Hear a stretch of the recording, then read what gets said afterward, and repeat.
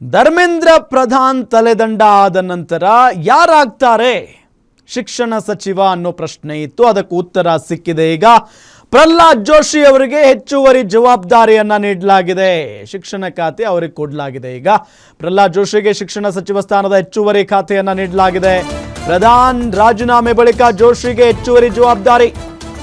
ಕೇಂದ್ರ ಸಚಿವ ಧರ್ಮೇಂದ್ರ ಪ್ರಧಾನ್ ರಾಜೀನಾಮೆ ಅಂಗೀಕಾರ ಆಗಿದೆ. ರಾಜೀನಾಮೆ ಅಂಗೀಕರಿಸಿದ್ದಾರೆ ರಾಷ್ಟ್ರಪತಿ ದ್ರೌಪದಿ ಮುರ್ಮು.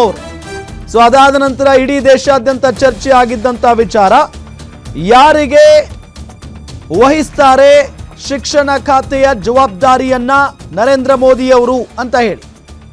ಸೊ ಆ ನಿಟ್ಟಿನಲ್ಲಿ ನಮ್ಮ ಕರ್ನಾಟಕದವರೇ ಆದ ಪ್ರಹ್ಲಾದ್ ಜೋಶಿ ಅವರಿಗೆ ಶಿಕ್ಷಣ ಖಾತೆಯ ಜವಾಬ್ದಾರಿಯನ್ನ ನೀಡಲಾಗಿದೆ, ಹೆಚ್ಚುವರಿ ಖಾತೆ.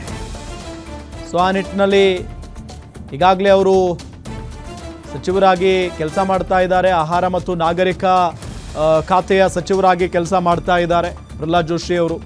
ಸೊ ಈ ಸಂದರ್ಭದಲ್ಲಿ ಅವರಿಗೆ ಹೆಚ್ಚುವರಿ ಖಾತೆಯನ್ನು ನೀಡಲಾಗಿದೆ. ಈಗ ಅರ್ಜೆಂಟಾಗಿ ಕೊಟ್ಟಿರೋದು ಯಾಕೆ ಅಂತ ಅಂದರೆ, ಒಂದು ದೊಡ್ಡ ಜವಾಬ್ದಾರಿ ಶಿಕ್ಷಣ ಇಲಾಖೆ ಅಂತ ಅಂದರೆ ಅದು ಸಣ್ಣ ಪುಟ್ಟ ವಿಚಾರ ಅಲ್ಲ. ಸೊ ಆ ನಿಟ್ಟಿನಲ್ಲಿ ಇನ್ನೊಂದೆರಡು ದಿನ ಕಾಯೋಣ, ಸ್ವಲ್ಪ ದಿನ ಆದಮೇಲೆ ನಾವು ಇನ್ನೊಬ್ಬರಿಗೆ ವಹಿಸೋಣ, ಅದೆಲ್ಲ ಏನಿಲ್ಲ. ಈಗ ಒಬ್ಬರು ಸಚಿವರು ಬೇಕೇ ಬೇಕು. ಆ ನಿಟ್ಟಿನಲ್ಲಿ ಪ್ರಹ್ಲಾದ್ ಜೋಶಿ ಅವರನ್ನು ಆಯ್ಕೆ ಮಾಡಿರೋದು ಒಳ್ಳೆಯ ವಿಚಾರಣೆ.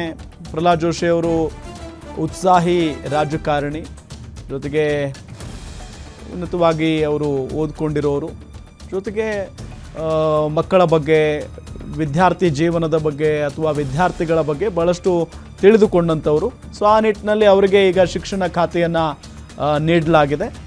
ಸೊ ಆ ನಿಟ್ಟಿನಲ್ಲಿ ಅವ್ರ ಮುಂದೆ ಈಗ ಸವಾಲುಗಳು ಕೂಡ ಸಾಕಷ್ಟು ಇದ್ದಾವೆ. ಯಾಕೆ ಅಂತಂದರೆ ಪದೇ ಪದೇ ಈ ಎಕ್ಸಾಮ್ಗಳಲ್ಲಿ ಪ್ರಶ್ನೆ ಪತ್ರಿಕೆ ಸೋರಿಕೆ ಆಗ್ತಾ ಇರೋದಾಗಿರ್ಬೋದು. ಸೊ ಇಂಥ ಘಟನೆಗಳನ್ನು ತಡಿಬೇಕಾದಂಥ ಒಂದು ಸವಾಲು ಸಹಜವಾಗಿ ಇವರು ಮಾತ್ರ ಅಲ್ಲ, ಇನ್ನು ಯಾರೇ ಮುಂದೆ ಶಿಕ್ಷಣ ಇಲಾಖೆ ಜವಾಬ್ದಾರಿಯನ್ನು ವಹಿಸ್ಕೊಂಡ್ರೂ ಕೂಡ ಅವರಿಗೆ ಆ ಒಂದು ದೊಡ್ಡ ತಲೆನೋವು ಇದ್ದೇ ಇರುತ್ತೆ. ಸೊ ಆ ನಿಟ್ಟಿನಲ್ಲಿ ಪ್ರಹ್ಲಾದ್ ಜೋಶಿ ಅವರು ಯಾವ ರೀತಿಯಾಗಿ ನಿಭಾಯಿಸ್ತಾರೆ ಈ ಖಾತೆಯನ್ನು ಅನ್ನೋ ಒಂದು ಕುತೂಹಲ ಅಂತೂ ಎಲ್ರಿಗೂ ಇದ್ದೇ ಇದೆ. ಸೊ ಈಗಾಗಲೇ ಅವರಿಗೆ ಆಹಾರ ಮತ್ತು ನಾಗರಿಕ ಇಲಾಖೆಯ ಜವಾಬ್ದಾರಿ ಇರೋದ್ರಿಂದ ಹೆಚ್ಚುವರಿ ಹೊಣೆಯನ್ನು ಕೂಡ ಈಗ ಹೊರಿಸಲಾಗಿದೆ. ಸೊ ಇದನ್ನು ಹೇಗೆ ಬ್ಯಾಲೆನ್ಸ್ ಮಾಡ್ತಾರೆ ಎರಡೂ ಖಾತೆಗಳನ್ನು ಅನ್ನೋದೊಂದು ಕುತೂಹಲ ಅಂತೂ ಇದ್ದೇ ಇದೆ. ಜೊತೆಗೆ ನಮ್ಮ ಕರ್ನಾಟಕದವರಿಗೆ ಈ ಖಾತೆ ಕೊಟ್ಟಿರೋದು ಒಂದು ಹೆಮ್ಮೆಯ ಸಂಗತಿನೇ.